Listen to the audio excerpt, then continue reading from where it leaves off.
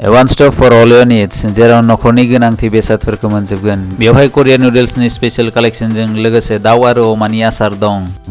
मुडखौ थिक खालामनो थाखाय गोबां रोखोमनि चकलेट्स दं। हिन्जावफोरनि देलायग्रा मुवा जेरै लिपस्टिक, मेकआप मिरर, पारफ्यूम्स।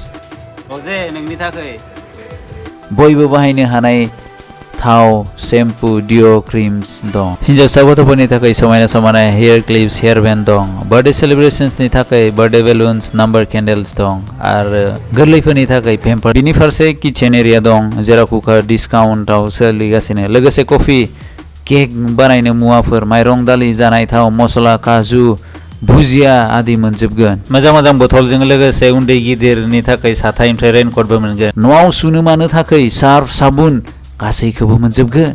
हिन्जावफोरनि थाखाय मोजां क्वालिटिनि सेनिटारि पेड्स गासै साइजआव मोनगोन। बेजों लोगोसे लेखा कलमबो मोनगोन। गरमनि बोथोराव गावखौ थान्दा खालामनो भेराइटिस कोल्ड ड्रिंक्स, आइसक्रिम्स दं जायखौ बेयावल'सो थखयै दोननाय मोनगोन। बेनिफ्राय नोंथांमोना गावनि गोसो बायदि लानो हागोन। KFCनि फिलिंसखौ बे कल्ड स्ट'र दाउनि आथिंखौ न'आव लाना जायोब्ला मोनगोन। पेमेन्टआ केश, कार्ड, अनलाइन पेमेन्ट जायो। थ' रायजो राजा नोंथांमोन बेयाव खनसे फैना ट्राइ खालामनो हागोन मानोना बे सासे बर' फिसानिसो। बेनो जादों गलमा सारियालि आइ इन्डिया फेमिलि मार्ट। थ' बिनि नेक्स्टआवनो बेनो जादों माइ फेमिलि स्ट'र। थ' बेनोसै, गोजोन्थों।